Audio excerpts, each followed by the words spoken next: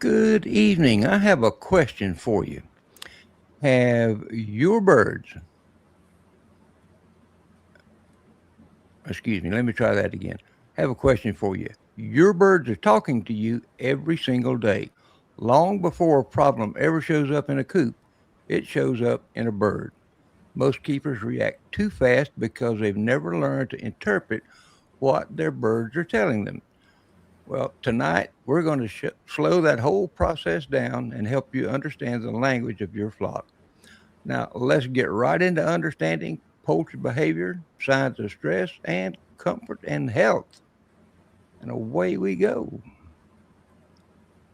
So, Jeff, good to have you Yes, back sir. with us tonight. Happy to be here. All righty. First thing I think we probably ought to get into is just a quick discussion on how chickens actually communicate with us.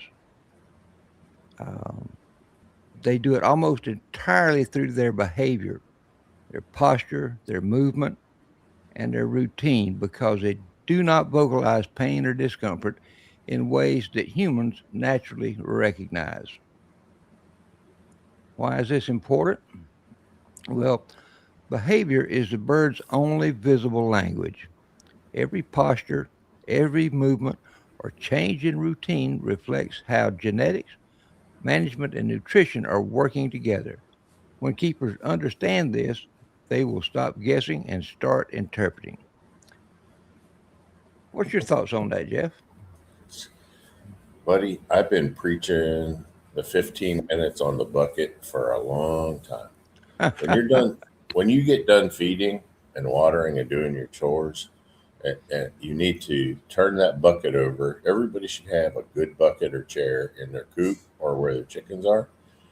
They need to take a seat. They should take their favorite beverage with them. And I'm not judging whether it's alcoholic or non, doesn't matter to me. Sit there 10 to 15 minutes, and you can call it enjoying it if you want, but you're also observing, right? So you're looking for anything unusual, right? You're looking, well, first you have to know what the usual is, right? Yeah. And then you have to be able to pick out the unusual, right? Now, typically, very similar to humans, all animals that are not feeling well will isolate themselves from the pack or from the flock or from the group. Okay, so they'll be the standoffish ones in the corner, hanging out, hiding somewhere. So you pay closer observation to them, right? What else is wrong with them? The other thing that people don't realize is chickens' feathers, that that sleek look, you know. Now you can't do this with a frizzle, but with every other chicken, okay, if the feathers are laying correctly in place, that's a pretty good sign of health, along with the head color, being normal, not too dark, not too light, whatever. Those are the early things to observe. But a chicken's feathers will change in less than 48 hours if they're sick. Okay. The feathers won't lay right. Okay. They'll look unkempt, ruffled, out of place. They'll lose their luster. A lot of things can change, right? So people need to see these warning signs, or they need to, and then you don't jump to a conclusion and grab the cord bottle, right? You take some more observations and you gain some more facts, as far as the symptoms, right? So, you're looking for leg color, everything you're looking at a bird. Like when you judge them, Rip, you should be looking at pretty much everything the same and what isn't right. Then you add that up, and you start making your adjustments accordingly, right? So, You have but to look yeah, at everything. You really I, do.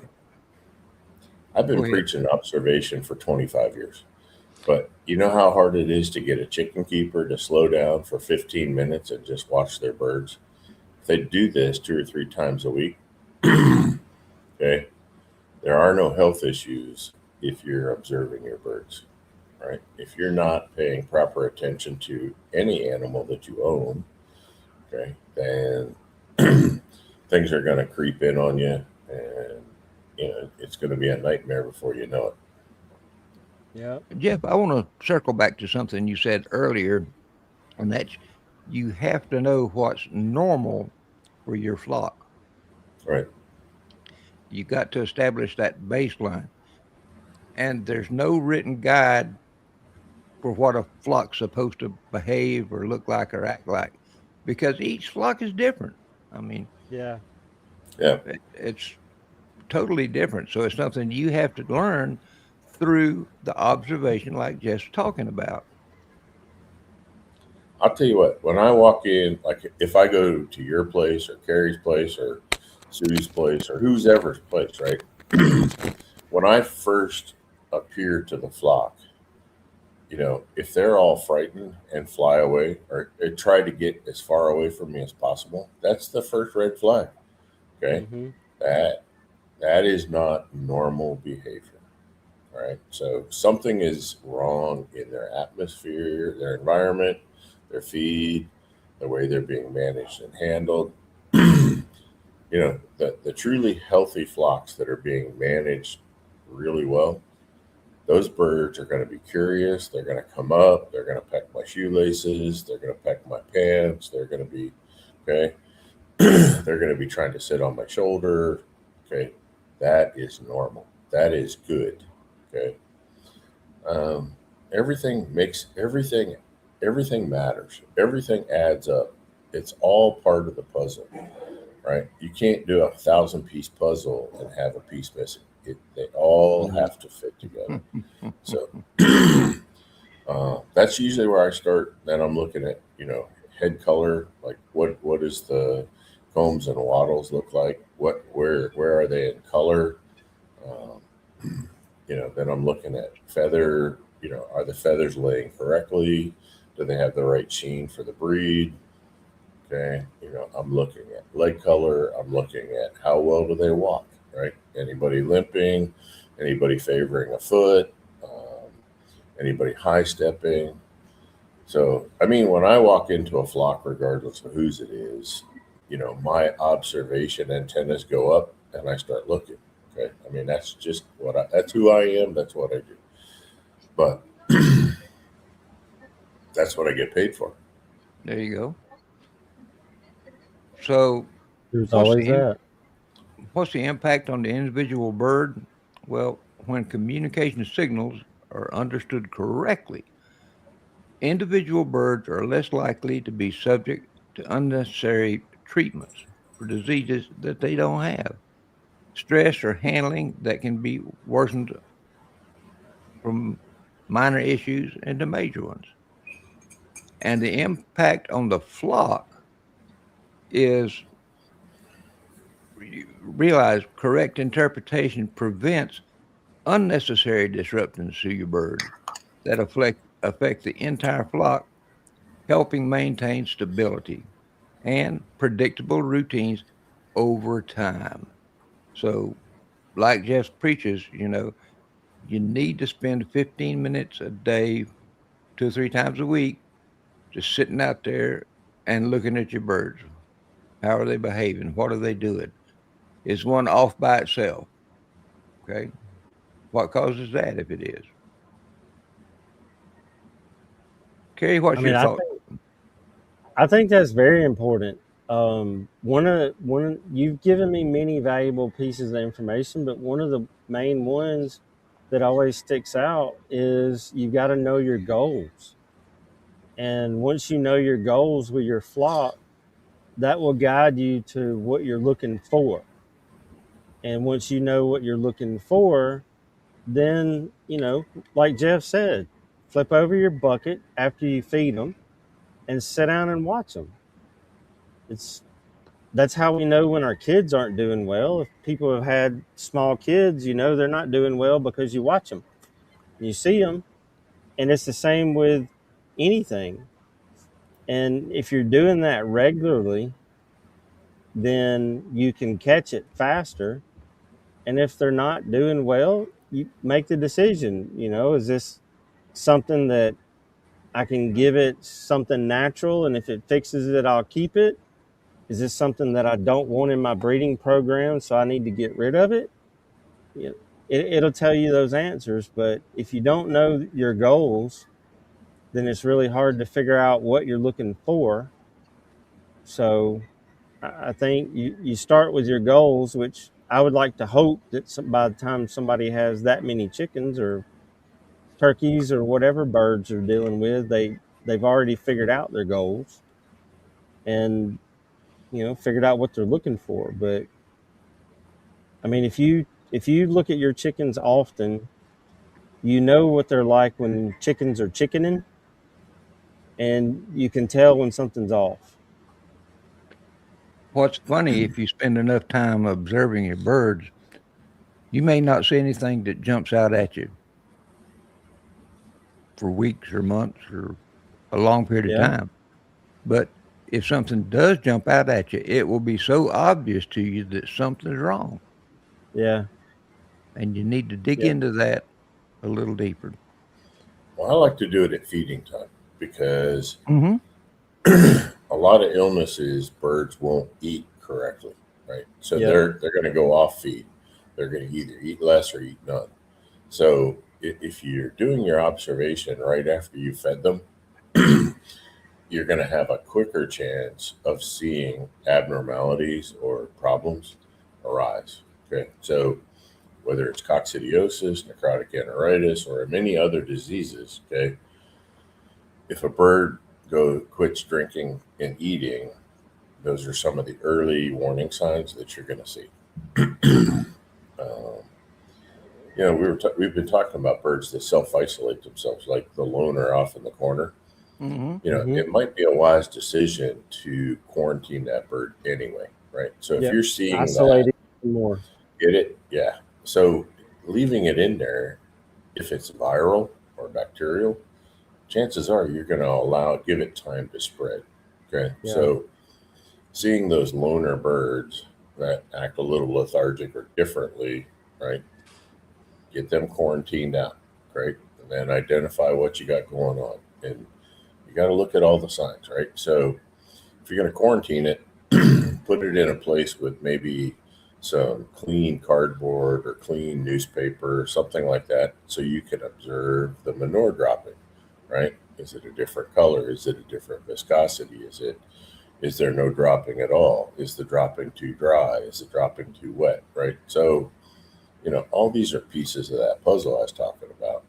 But yeah, again, if you don't spend enough time looking at your birds, you're not going to know what's normal and what's not. So you're not going to know what to look for. right. I mean, when we kept the flock while my daughter was a teenager, that 7 or 8 or whatever, 10 years that we had a flock in the backyard, for me, they were always my observation group anyway, right? Because I was learning from them so I could have better conversations with, customers, clients, friends, whatever, right? So it helped my knowledge base to be able to more quickly identify what problem was coming down the road. Okay. So, Right. it gave me a real world experience. And for our listeners at home, you need to realize that chickens are a prey species, and as a result, they are.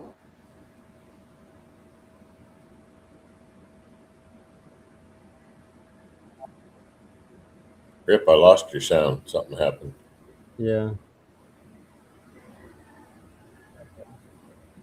Yeah. Dead Mike.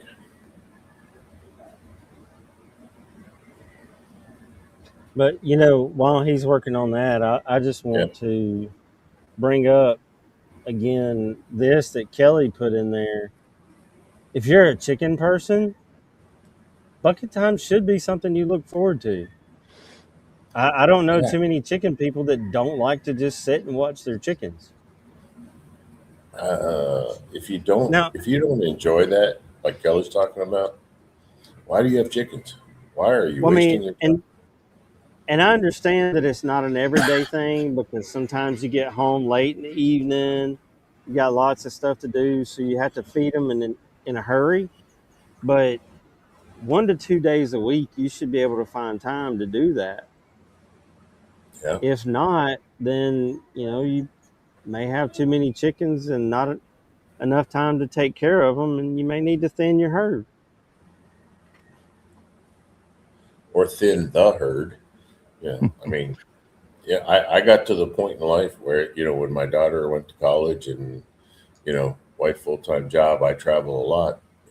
I can't enjoy the chickens the way I should enjoy the chickens, right? So it was time to move on. No more I was flocks. gonna say you did what was best for the chickens, and that was let them go somewhere where they could have Right. somebody that would enjoy them. Yep. Or you may need to cull your nuts and get rid of some of the junk in your life that is meaningless, and make more time for your chickens. Yep. Because I've learned especially in the last months or so with things that life has been happening, that if you don't have me time, it's not only does it hurt you, but it also hurts the people around you. That's right. So that that's got me to where I spend more time with my birds, because to me that's my me time. Well, and that's what it ought to be. Figure out what your me time is. But, Hmm. if your chickens are your therapy animal and they bring you joy, then, you carve out the time to be with them.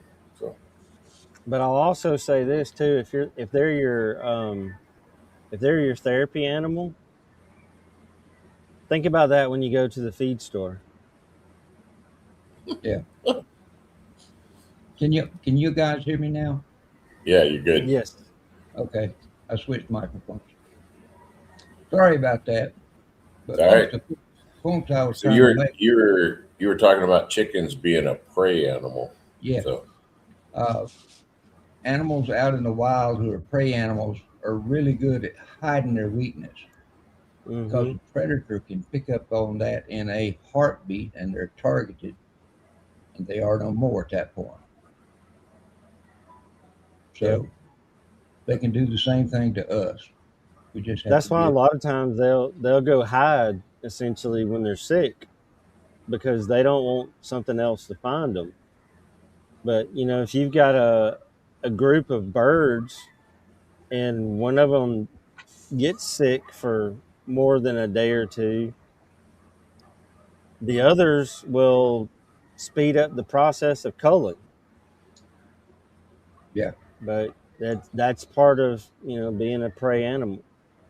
well, that's the natural order of Hmm. nature, and so it doesn't matter whether you're talking about a herd of bison, cattle, goat, sheep, a flock of whatever. Okay, the weak are often left behind to be Yep. preyed upon. Okay, whether they do it on their own or the flock does it by pushing them out, or the herd does it by pushing them out, yeah, because they don't want to jeopardize the well-being of the group, the flock or the herd.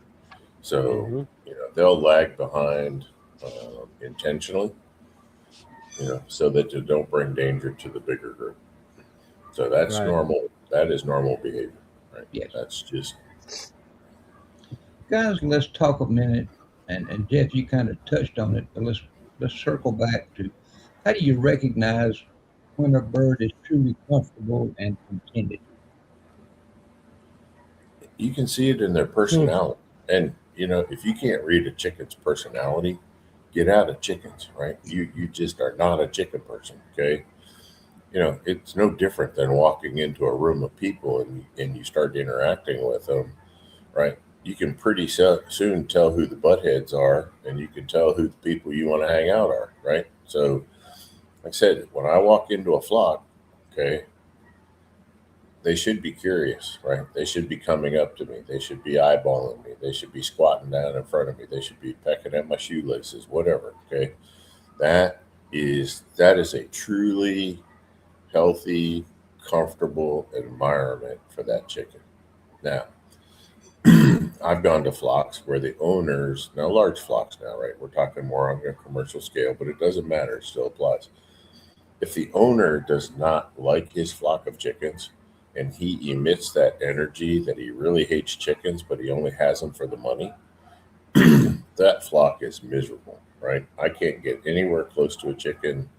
They can sense it, they can feel it, they can pick up on our personalities very easily. Okay, Yeah, so much better than we pick up on theirs sometimes. yeah, Hmm. so it's easy for me to visit a flock and tell if the person's an idiot and should not have chickens or not, right? So it's the chickens don't lie. Okay, they're pretty good indicators of their environment and the people around them. So And one thing that I don't think a lot of people realize, that one of the reasons this is so important is comfortable birds are they make the best possible use of the nutrition they get. Stress-free birds convert feed more efficiently, maintain better body condition, and recover faster from routine challenges. 100%. Uh, Actually, a comfortable bird in a good environment has much less chance of getting sick to begin with. Okay. Yeah, because stress is what causes a lot of the sickness or makes Yep. the sickness come out. For me, I know when I go see birds, if we walk in the pen and the birds are running or they're flighty, then they're not living a reduced or stress-free life.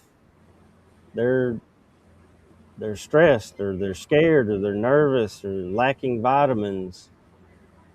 There's a lot of things that can cause that, but Yeah. I that's guess we should do a show on stress factors. So people yeah, don't realize the stress they put their birds under.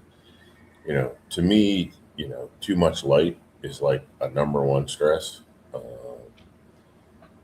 poor feed quality, big stress. Poor water quality, big stress. So um, yeah, I mean, somewhere in the future, we should probably address the different stress factors to a flock. well, and And you look at some people, they buy the 5,000 or 6,500K bright lights to light their birds, and they don't understand what we're saying about the stress. But the way I look at it is when the sun's out and it's bright, I'm wearing sunglasses because I don't like the really bright light. Well, short of 3D printing some, you can't really put sunglasses on a chicken. So they just have to deal with it. Kerry, early on I learned that I could tell if my birds were getting enough light or too much light by how the chicks in the brooder responded to me. If I would go out there, be piddling around the brooders, if they weren't coming up and checking out to see what was going on, and all crammed into the back of the brooder as far as they could get away, which is They're basically trying to the same stay in the thing shade. Jeff was talking about.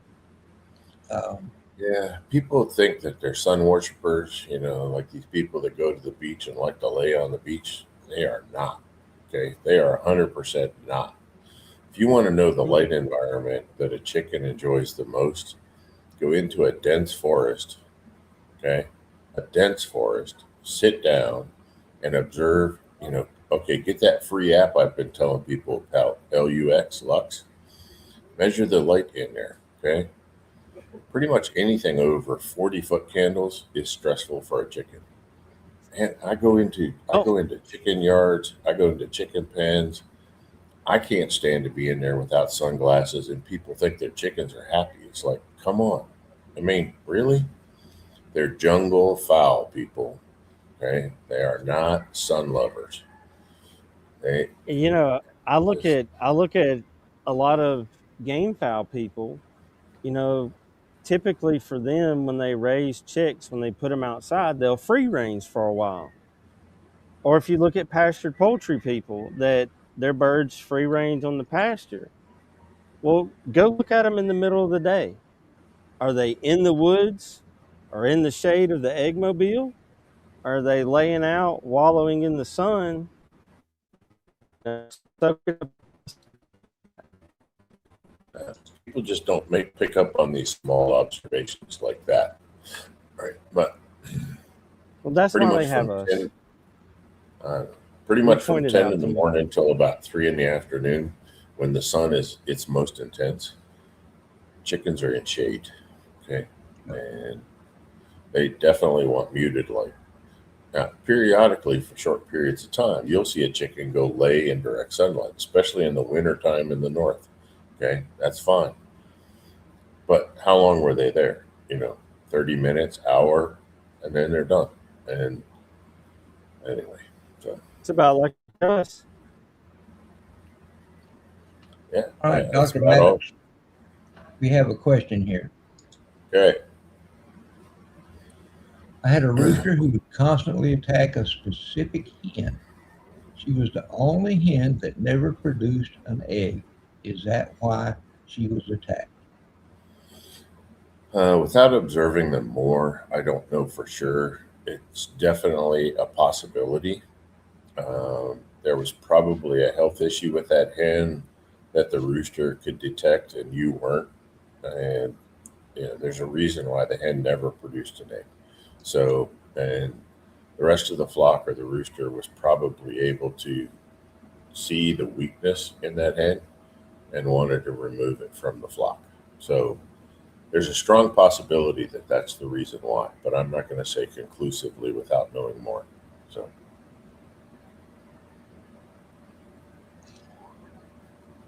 Let's see, you've got a comment here from Nancy Ryerson. Best decision I ever made was putting my coops and runs set back into the trees. Also keeps them cool in the Florida summer. And I've heard Karen Johnson make very similar comments because she used to allow her birds to free range out in the woods there behind her house. Mm-hmm. Yep. But they would go back in the woods behind her house instead of in the front where her yard and her storage building and all that stuff was, because there wasn't a canopy of trees there. That's really where they want to be, right? So, truthfully, the birds want to be under the trees in a forest type setting or a dense brush type setting. There's more insects for them to find. There's always shade for them to find. There's better forages for them to consume. Okay, but we put them where we want them to be, right? Where it's convenient for us. We do so many things wrong with our chickens for our convenience that it's a wonder that they can adapt to our stupidity. Just to say it bluntly, okay. We do so many things wrong for our chickens. It's amazing, but that they adapt and overcome. But Yeah. I had my next bunch of notes here deal with stress signals in poultry, and we've already covered a ton of that. right. But if you have a question about something we haven't covered, uh, by all means, drop a comment to us and we'll be sure to answer it for you. Well, I mean, so if we're going to be talking about stresses, we've already covered light, right? Water and feed, living environment, having enough space. Okay. So, I assume now this is on a daily basis with change, about 4 square feet per adult bird per day of range area, right? Now, if you're going to keep them cooped up, now you're talking 10 to 20 feet per bird for them to be comfortable and happy. But the biggest one that drives me nuts is when people talk about they got a new chicken and they want to add it to their flock.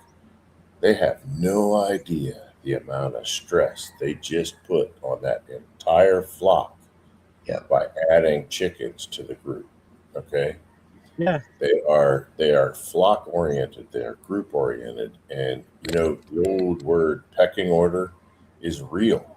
it's a So real thing. now, when you add chickens, they have to reestablish the pecking order, right? Who's dominant? Where does the new bird fit? Things like that. It is extremely stressful, and that's why if there's disease, underlying disease, or health issues in the flock, you will It see it comes out. usually within a week of introducing new birds. And then Mhm. people blame it on the new bird. Well, it may have already been in your flock, but you just applied enough stress to drive them crazy, right? And to let it come out. Yeah, It doesn't always have to be the new bird, right? Yeah. It could have already been there. Things like Merrick's, right, or avian leukosis, or whatever, could have already been an underlying. When the stress comes, and if there's an underlying health issue, it's going to come out, and it doesn't mean it's the new bird. And I think managing stress is really so important because there's one thing that I've learned over the years. It does not take much to stress out a chicken. No, very And just little. the mm-mm. least little thing, well, man, it'll knock them loose. Well, So, it's little well, to us. It's little to us. In our yeah, world, right. we True. deem it as being insignificant. Okay, in a chicken's world, right? It's like, you know, it's almost like you drop an elephant in my living room. Well, that's pretty significant to me. Okay, but the elephant's having a good time. Come on.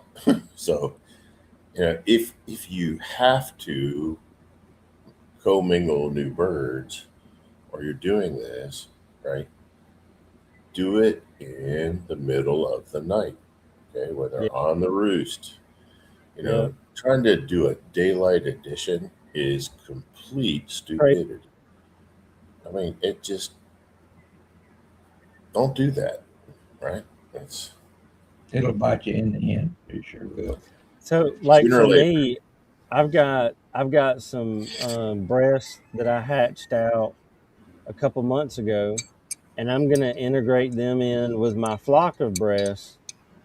But I put when I moved those birds outside, I put them in a small alumicoop right by the alumicoop that the big flock lives in, where they can see each other. I think they're like 5 feet away, but even with them being in the same vicinity of each other for months before I integrate them, I'm not going to do that until the middle of the night because they're on roost. They don't see good at night anyway.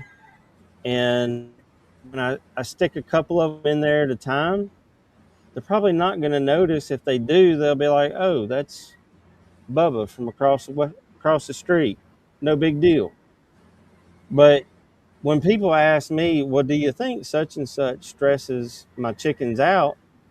I always ask them, "Would it stress you out?" Because if you're used to eating the same thing all the time, then I change it. Suddenly, you're gonna be like, "Why are you doing this?" But when you change feeds, I tell people when they change from a pellet to my coarse mash, I say you need to do this over a 2 week period.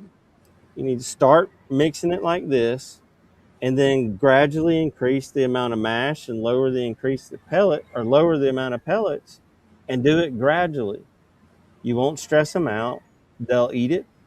It'll be good with light. You don't just, go from where you may get light 8 hours a day in the cooler months to 14 hours. You increase it by 30 minutes or so a week. And then just doing little things like that, it stresses you out less.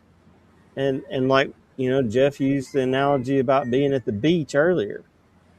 You sit out at the beach all day without some sunglasses on and not in the shade, a lot of people are going to get stressed. If you don't give your chickens someplace to get in the shade, and they're forced to sit out in the sun all day when their body temperature is already hotter than ours, and oh, by the way, they're also wearing a fur coat, whereas we can wear bathing suits and stuff. it's going to stress them out. So if you're curious if something's going to stress your birds out, or if you're thinking about this, put it in your perspective. Would it stress you out? Would you like it? Or would it be better if the change was made gradually? You know? Got a Yeah. comment here that a lot of people kind of gloss over this. Uh, this January thaw and bitter cold here in Ontario, Canada, has to be a stress on the flock. Mm-hmm. I'm stressed over the winter too, over the weather too. Yeah, well, I would be too if that all the weather you guys get up there. Ooh, Well, they just had a weird, like they were negative for a while. right. Mm-hmm. They just warmed up into the 40s and 50s in F. They were +6, +7, +10 C, right? Yeah. those weather fluctuations going back and forth um, can be stressful, right? It usually ends up being a humidity and a moisture thing that builds up in the coop because we've Yeah. closed up the coop too much. Then it warms up. Then we have bad air. Blah blah. But I mean, if it gets cold and stays cold, the birds can handle the cold temperature in Canada, right? Kelly Gear proved this to me. He's -20, right? And he has no heat. Really, they're in a building, but he doesn't adjust his feed formula, nothing. Birds are fine. And he's And got see, game time. He's got I a was going to harder. say, Kelly has some of the same species, type, whatever you want to call it, of birds that I have in Alabama. So, like Jeff just said, they can handle it. And in Alabama, I hear people talking about in the South how oh, it's wintertime. I have to wrap my coops in plastic. Yeah, Why? it's just The right. noise, if the noise doesn't stress them out, the lack of airflow and the ammonia buildup is bad for their bodies and everything else. Mine, I have shade cloth. Shade cloth, with the ones that are exposed to the sun, the shade cloth blocks the sun and gives them shade in the summertime. It blocks some of the wind, a good bit of the wind in the wintertime. I've never had a bird pass from being cold.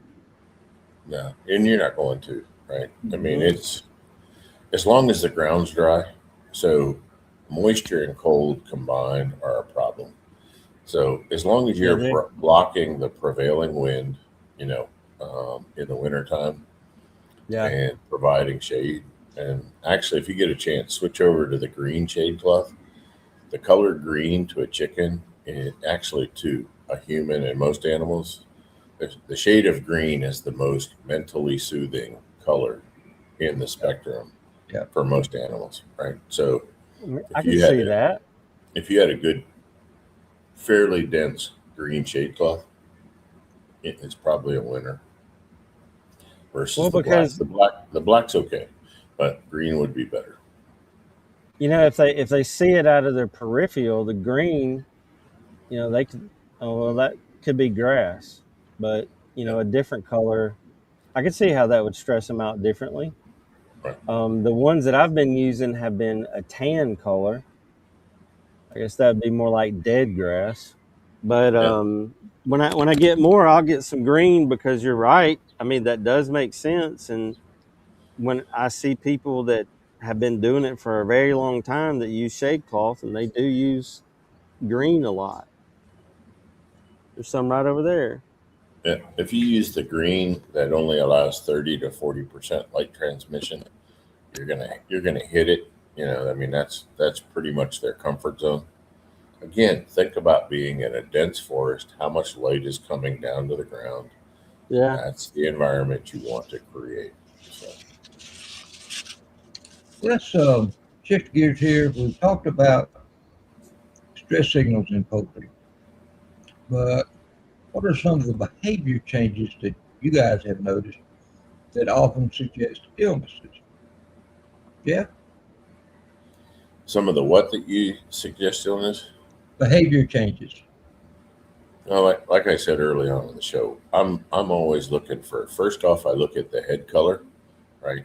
Is it pink? Is it red? Is it purple? Okay, red, a good medium like cherry colored red is a really good color, right? Yeah, So if it's too pale pink, you know, they're probably hot, too hot. Now, you also were evaluating a mature bird, not a bullet, because when they're yeah. Pullets will younger, be coming different. up, they're going to be pink, right? Yeah, But the one that really worries me is when it gets to that really dark burgundy red, right? That's a sign yeah, that the blood flow's not good. There's not enough oxygen content in the bloodstream, right? The bird, and when it starts to get closer to purple, the bird's about to have a heart attack. Okay, I mean that's just there's not enough oxygen in the air. So, so I'm looking at head color. I'm going to look at eye clarity. Is the eye cloudy? Is it clear and bright? Is the bird alert? Right? Is it looking at me? Those are important. But like, if there's an illness, the feathers are going to be ruffled. The head's not going to be held up as high as it should be. It's going to be slightly lowered. You're going to see some lethargicness in the bird. You know, uh, they'll tell you. It's just, I mean, the signs are there. But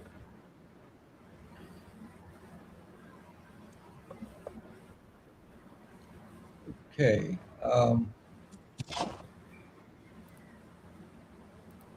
Lost my place. Sorry about that, folks.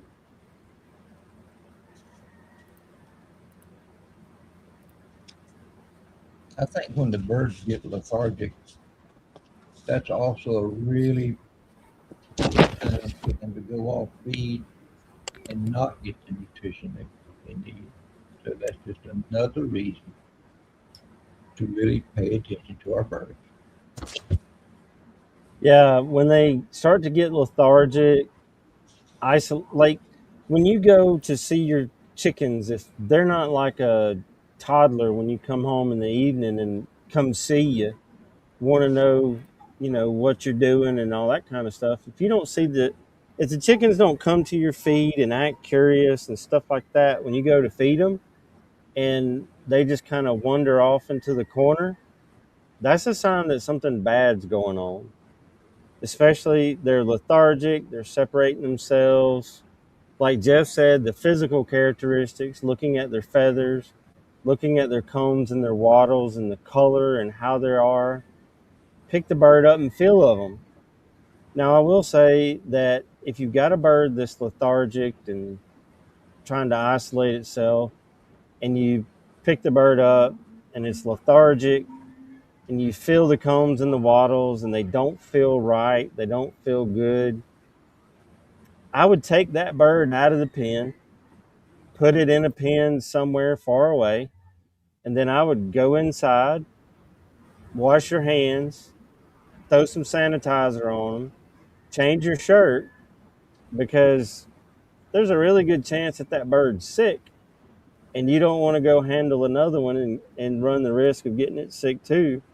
But again, it goes back to the bucket time and knowing your birds and knowing what to look for. It's not rocket science. You just got to know how a chickens. That's right.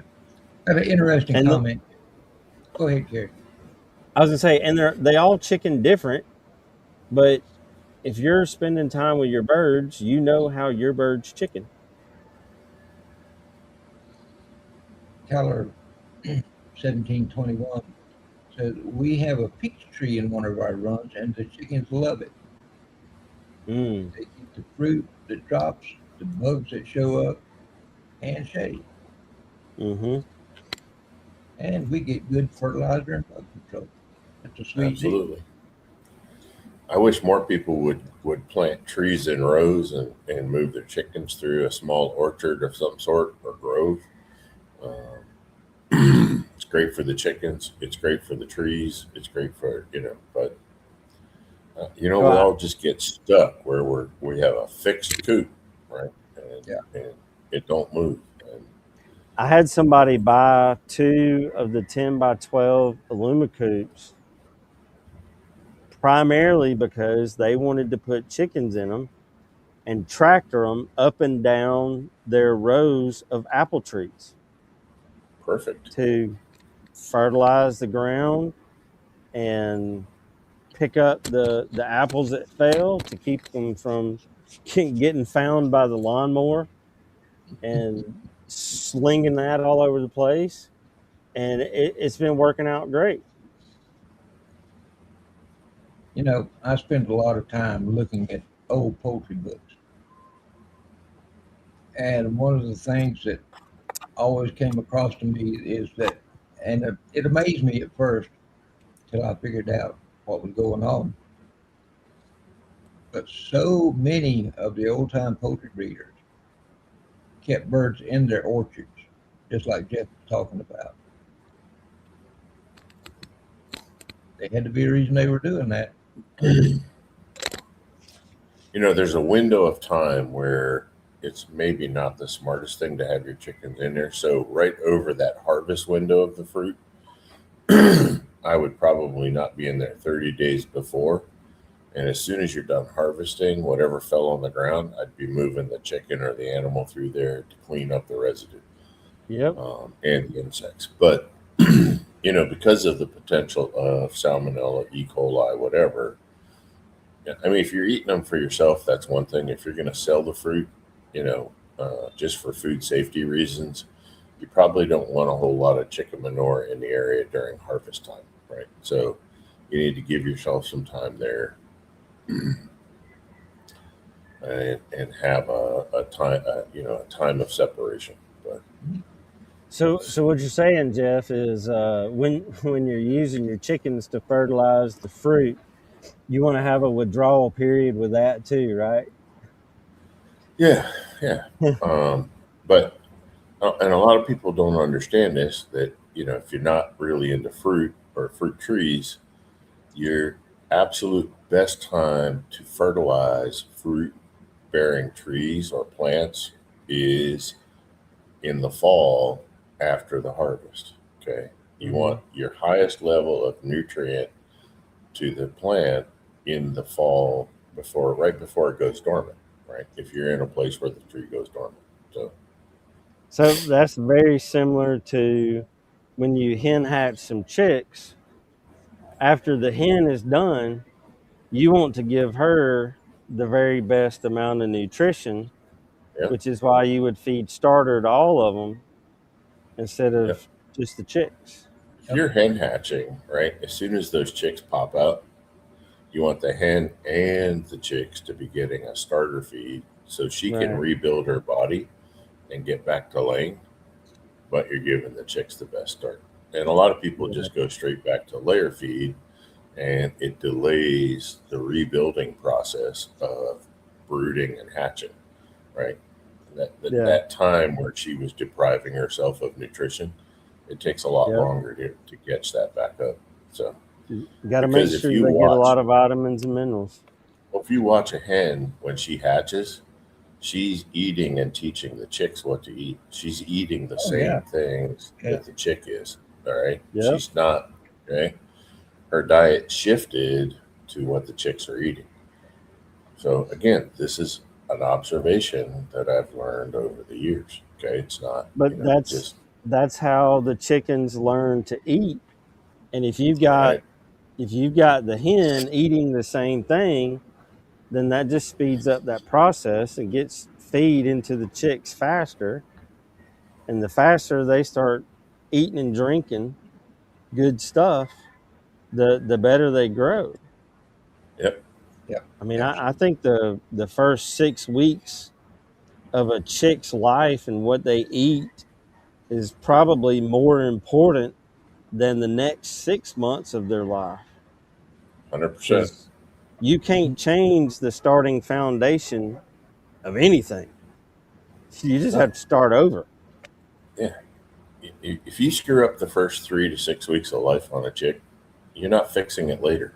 There's no do over. Okay. You can't make it up, right? You can't. That is so true.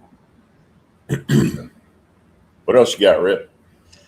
That I was just about to say that concludes my outline. I guess I didn't make my outline long enough. It's all right. Anyone- You got any other I mean, questions? we've only got we're 50 minutes in, so that's good. Got Yeah, time for questions. Couple. Yeah. There's a couple good comments, right? So, Dead Game Boxing said at the end of the day, it's about holding yourself accountable. The best that he's ever seen are those who were consistent. Being consistent is the key to success. And that's 100%. amen. Yeah, Amen. and that's you know, I have seen a lot of people get hot and frustrated when they talk about coccidiosis or anything else, and you try to say, well, that's a management problem. Well, But working with this group of people here and the game file people, people with pretty chickens, okay, they tend to be overreactive, right? right They do something and they start treating before they later, even know what their problem is. No, no, yeah, no. I mean, they start reaching for stuff out of the medicine cabinet, their chicken Yeah. medicine cabinet. They start throwing it at it, right? Like the shotgun effect, and Which they don't causes more know. They problems. don't even know what they're treating. Okay, and right, sometimes you do more harm than good by yeah, doing that. because in the meantime, when they're shotgunning, you block their ability to take in thiamine with your amprolium. Yeah, You use your antibiotics and you take away a lot of the good bacteria in their gut, which take away fights all off the a you whole take lot of away other stuff. all you take away So, all the bacteria in the gut when you, you you misuse or overuse shotgun it. antibiotics. Yeah, You so shotgun it just and you beat the bird down, and it could be having just an off day. yep, and that's where if you isolate it for a few days, see what it does, evaluate the Hmm. situation, see what you got. It may be nothing at all. Maybe it got a Yep. bad clump of feet the day before. Who knows, right? So don't Yeah. Maybe it something got a something bad you clump of feed and it feels like you did after you got a bad something from a gas station. exactly. Yep. Yep, and it'll Oh, It happens. pass. Give it 24 hours, it will pass, right? yep. It doesn't mean you need to treat it. Just be consistent. And right. And if it's that serious of an illness, chances are you need to call that bird out of the flock anyway. Mhm. Yep. Right. Well, folks, I have enjoyed the show, and we Yep. hope our listeners have It was a too. good show. It was. Um, Yeah. and we hope we'll be back in 2 weeks. Don't have a topic yet to share with you, but we'll come up with a good topic, I'm sure. Might even be time to do that stress show Jeff was talking about. And incidentally, we have done some shows where we touched on stress, and you can find those on our YouTube channel. But Yeah. we dedicated a whole show to stress alone. So until we're back in 2 weeks, you guys keep enjoying your birds, and we'll see you in 2 weeks. So long, folks.